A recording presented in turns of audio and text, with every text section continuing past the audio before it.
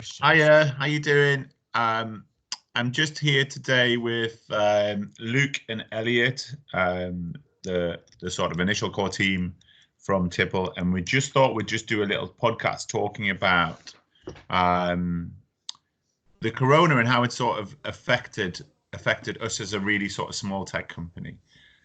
So how do you feel, guys? What Elliot, what do you think is the sort of what's going through your head at the moment? Well, I guess it's just the uncertainty really of what's going on, because you don't have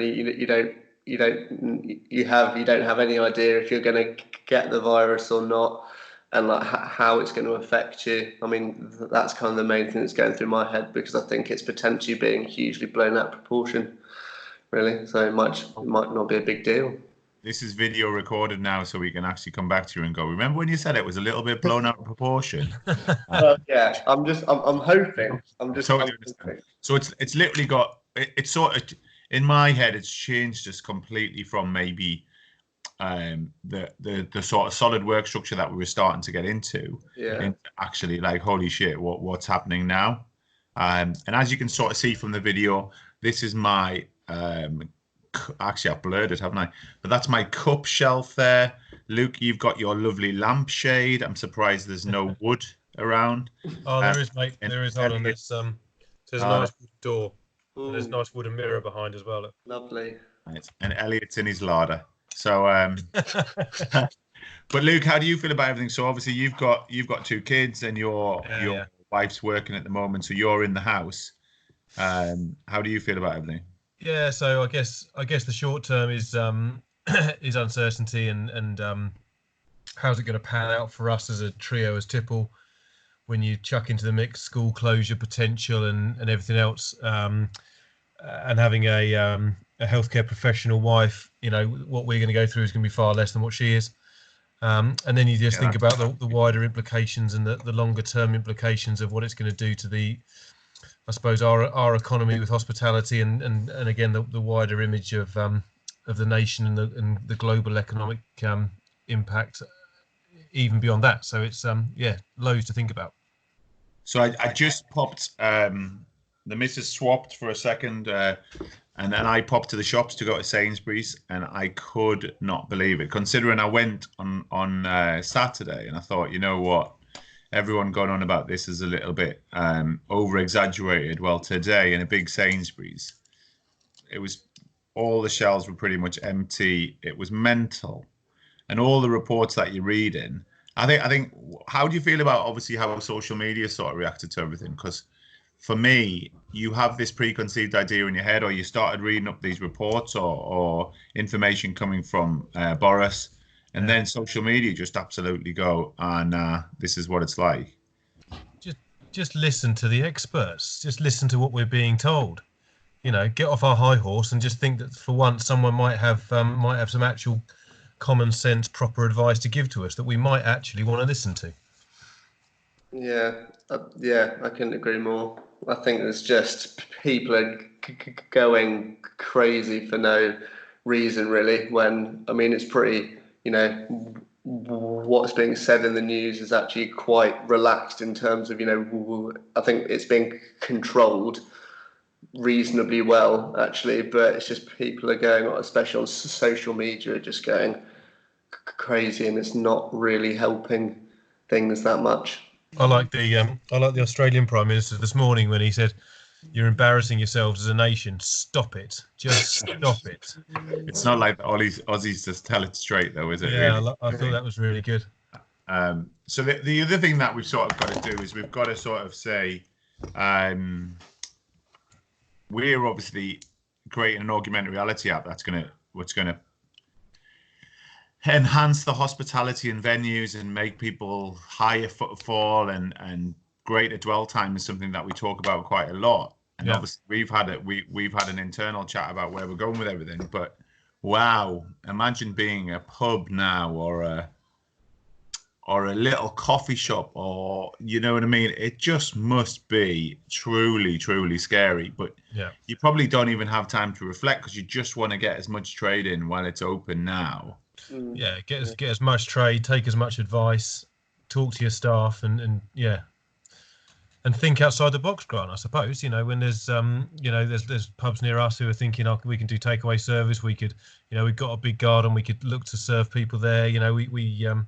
I think that's a great idea, by the way. I think obviously Deliveroo have tried to get into this market full stop for years, and now the pubs are actually doing it themselves, but they are using those facilities. So it sort of shows sort of one thing. And there's a lot of chat. I don't know if you've noticed, but there's a lot of chat about great British spirit and trying to join together and talk about your communities. Because obviously we know how you live in that sort of horseshoe as well, Luke. Yeah.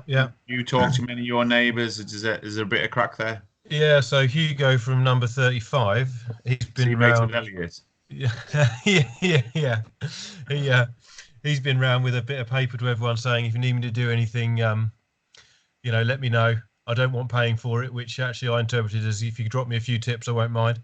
But no, his motives are really good, and he's looking to help anyone, and we've got a real mix of young and old in this area. So we'll do what we can. It's about being British, isn't it? We've had an email sent round in Sweffling to all the locals saying, if you can be helpful with anything, if it's shopping to picking up prescriptions and things like that, just, everybody's sent in their contact so that they can, help out where is needed. Because as you said, Luke, there's a lot of elderly people in places like this who are on their own potentially. So everyone's trying to help it out as much as possible, I think. Which is great. Guys, that's what we're going to need to do as a tech company, as a hospitality tech company.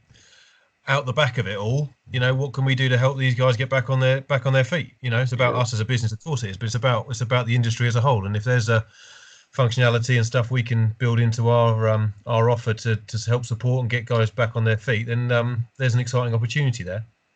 Yeah, and obviously we know what we've discussed, which I think we'll bring up in the next time we have a little bit of a chat, because it's the one thing that I wanted to say about us is it's really not about us at the moment. You know what I mean?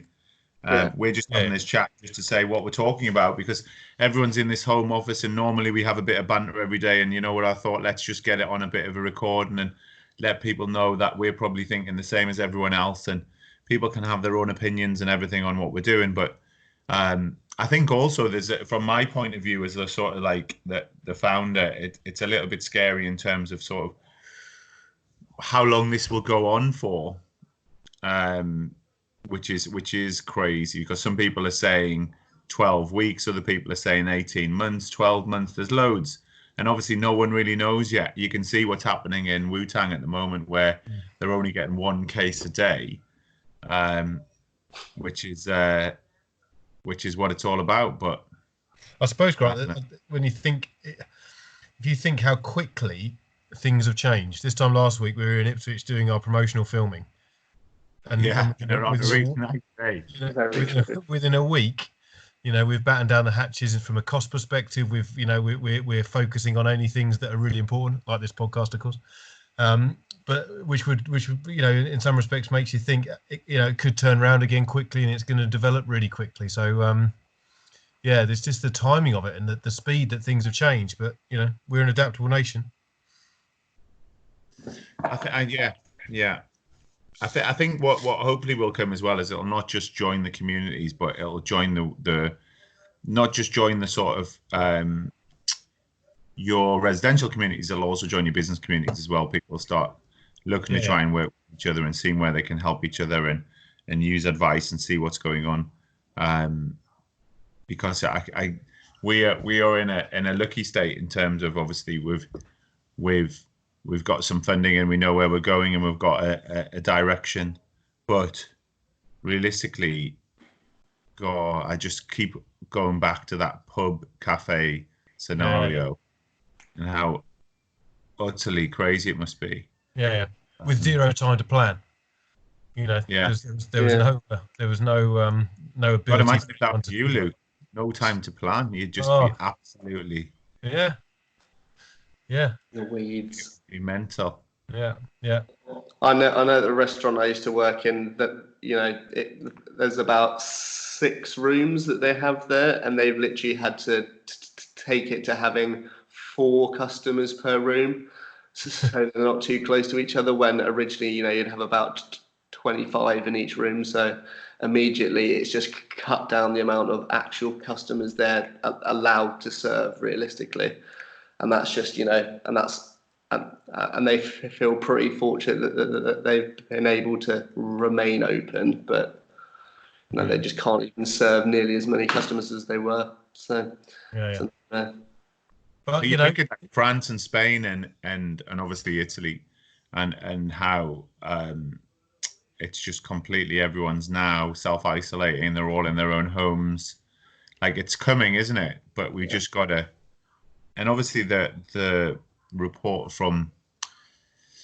last night was slightly helpful, but it's still, I think people won't really understand it until they actually start having to try and get that cash and use that cash, if you know what I mean, for the small business point of view. Yeah. And it's not, from my perspective, it's not that we don't believe what the Chancellor said. You know, it was said with real purpose, wasn't it? You know, whatever it takes. How many times did he say that? But you know, the transition from him saying those things to small businesses and everyone getting, you know, personal people getting that help is massive, isn't it? You know, how do you translate it from a press conference to people's pockets? You know.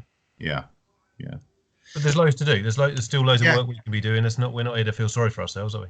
Well, no, and I think that's another thing as well. Like, you're in your home and you have to change the structure in which you work. And we've talked a little bit about, obviously, our social media posts and doing little tips for people working at home. Humorous and useful.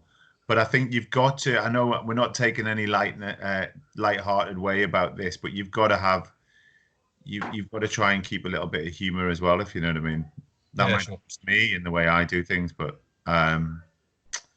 yeah. I'm actually quite, obviously it's going to be a change in time, but from terms of view of what we're doing, and I think it'll be a great chance to see how people work remotely. We never thought we'd be we thought we'd be global, so it's a good chance to sort of see how things develop from there. Yeah. And just as a side, Grant, are you wearing an Alice band there? I am. This is my daughter's special. Is that what you call it? An Alice band? I think so. I thought that was like Alice, who that is Alice, not an Alice band. I might be wrong, but my daughter. So this morning I had a hat on. Now I've got that. You should see my toenails. And anything that I can keep the kids entertained while trying to actually do a little bit of work is all good. Yeah. But anyway, I know we're busy. It's just a quick, short podcast, just to have a chat and then just to sort of tell people. It'd be great to get other people's views on what we're talking about. Yeah, sure. And we meant this in the best possible way. And then we've got lots more things to talk about coming forward. We're just trying to have a little bit of a sort of a vocal stream as everyone goes through this sort of working from home and sort of self-isolation phase. Yeah. Thanks, guys. Nice one. Cheers.